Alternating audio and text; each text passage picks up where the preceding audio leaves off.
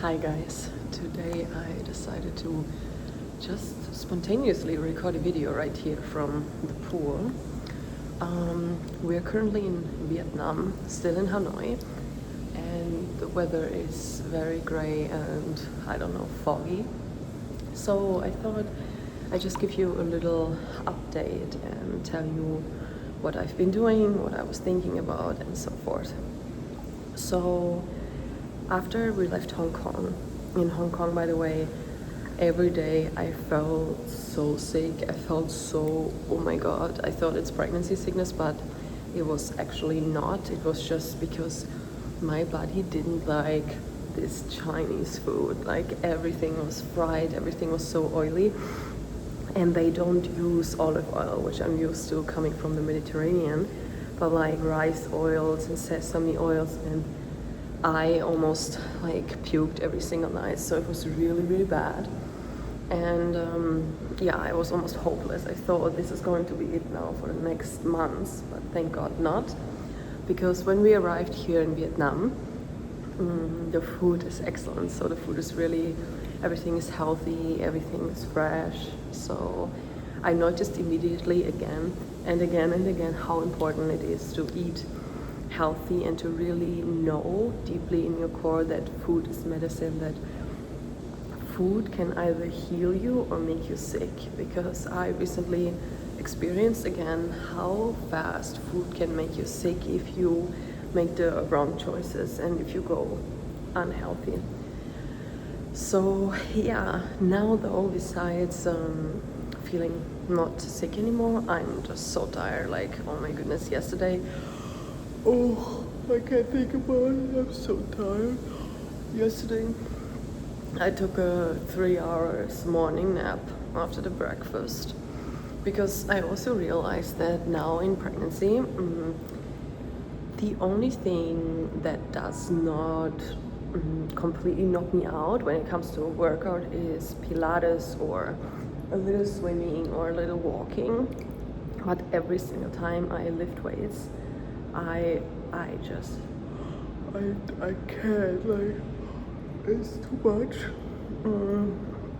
So I try to lift weights at least twice a week because I want to keep my shape and I want to keep my legs and my butt and everything. But I am really, really finding my joy in Pilates, though I also reduced the length of it. Usually I was working out literally for an hour every day. 6 days a week, 1 hour.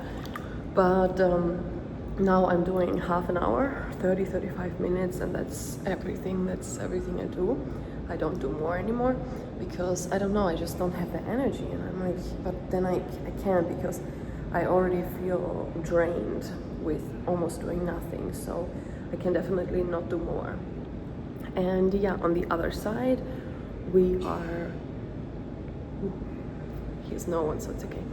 We are figuring out where to go next because I had so many realizations, and at the moment what I'm doing is I'm completely letting go of who I am or who I thought I would be.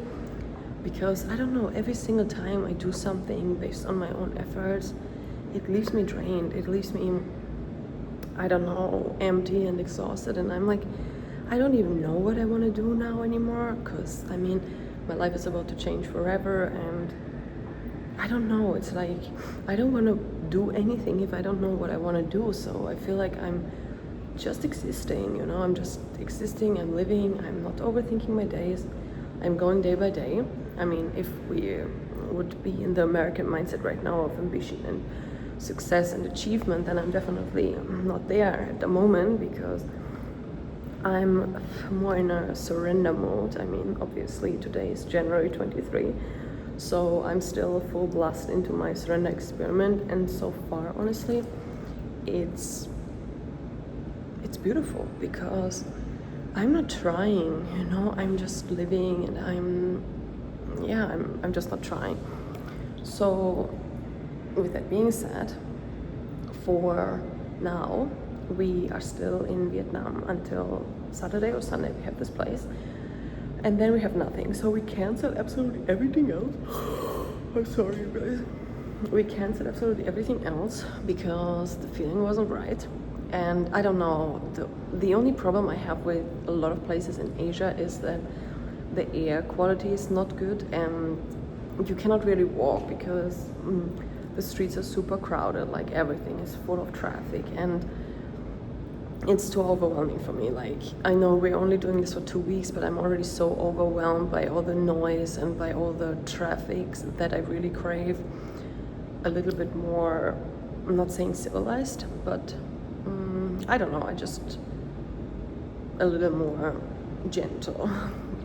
So let's see where life will guide us, because I don't know, when we go for a walk here, there's only one place where you can walk. It's around a lake, and this lake unfortunately is so polluted that it's full of dead fish and it stinks and everything, but that's the only way where you have a real sidewalk to walk. So we go there in the afternoons to take a walk. And yeah, I mean, the first time I saw this lake and all the dead fish, I was almost crying, because I thought only humans can do this to Mother Earth. Like, only humans can destroy what actually cleanses, you know. And I was thinking maybe those big cities, they would just be way less polluted and destroyed if we would not pollute and destroy what cleanses. And then I was thinking that's a very good metaphor for what we're doing to our bodies, to our brains, to our hearts and auras, because we just destroy what actually cleanses us. Like, we do things that kill our spirit, we do things that constantly break our hearts or destroy our nervous system. And I see this as a good reflector and reminder to live more aligned and to really support what heals and nourishes you, instead of constantly working against oneself, you know. And I think that often I'm working against myself, and I just don't want this anymore. I mean, this year I'm not working against myself at all. I feel like I'm more in touch and more aligned than I have been for a very long time, which makes me really happy, because I don't know, like, I'm so done with this, you know, this forcing, this pushing. And I feel like I also started to reconnect to, especially two friends of mine, Monique and Foster, which I have for a couple of years now already, and they're all moms, they're all, you know, a little older than I am, and I feel like we're reconnecting because we are all at a point in life again where life showed us that we can't control nothing. Like, one person lives in LA, the other in the Netherlands, and so many things happened in the last couple of months that we're just like, it makes no sense, to constantly try to control everything. So I'm letting that go. I'm focusing on growing this baby, which I think is beautiful. I mean, I was journaling this morning and I was thinking, so how do I want my life to be, and how do I want to be as a mom? Like, what do I want to teach? And the first word, of course, that came to me was love. Just love. I want to do whatever I do, I want to do it from love. Like, I don't want that this new being ever goes to bed feeling unloved. I want to do everything better. I mean, especially the things, I think every parent probably, oh no, maybe not everyone, but a lot of times our parents act from trauma and then projected trauma, and then we get the same trauma they had. And I really want to break the generational curses. Sorry, my throat is dry. And I really want to create a new future and create new life. And yeah, so I was thinking about that a lot, how to be as a mom and what I want to teach and pass on and what I don't want to pass on anymore. And then I became so excited. I mean, I don't know how it is with a small baby, but I'm thinking a little bit more ahead when they're like 10 years old and you can start to really have real conversations, or maybe even earlier, I don't know. And that's so exciting because suddenly you just have like your children who can also be like your friends, you know. I mean, I don't know, some people say you should never be a friend of your child, but I think they can be your squad. Like, why not? I mean, your family, why would you not love spending time with them? Why would you not love doing stuff with them?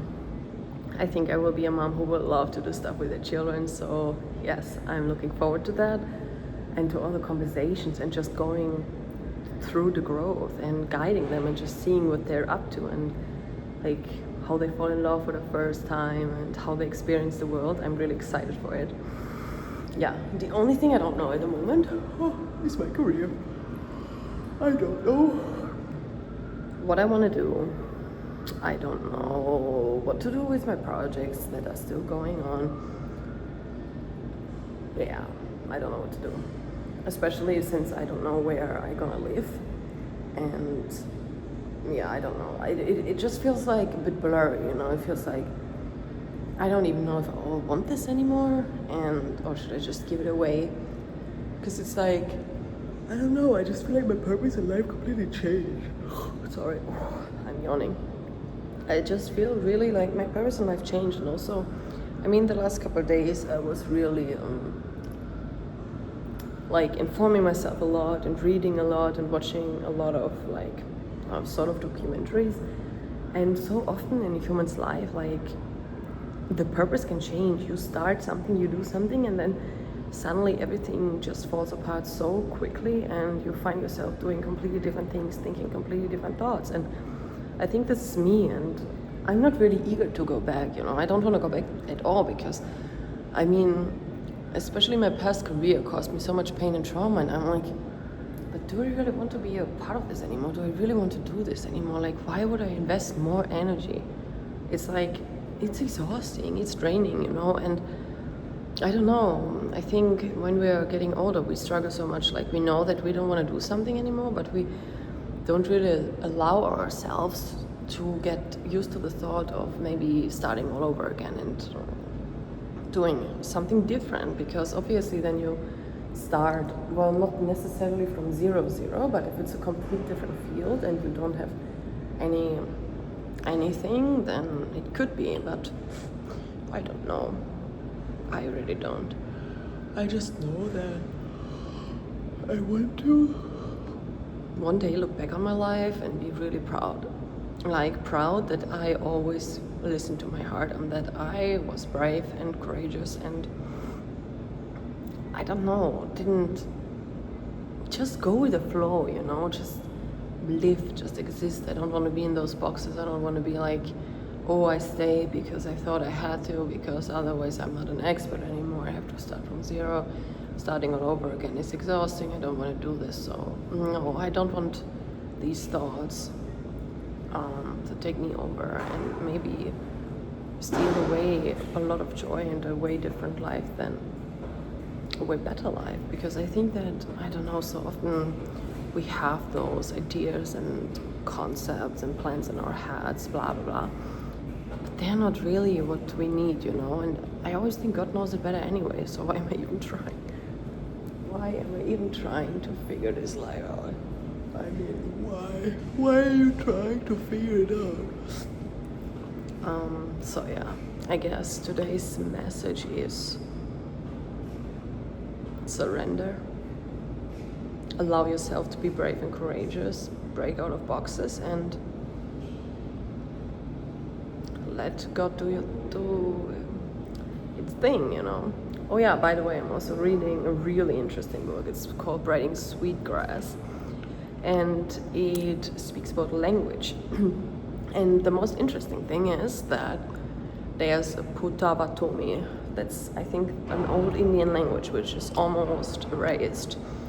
And it compares it to the English language, because in this old Indian language, for example, it's to be a bay. It's not the bay.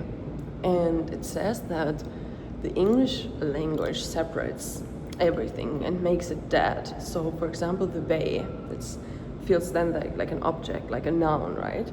But to be a bay means that it's alive. And if we're honest, a bay is, well, a beach or stones, and then there's water, and water is alive. So I found it very interesting that she said that the English language caused death and connection to everything that's alive besides humanity.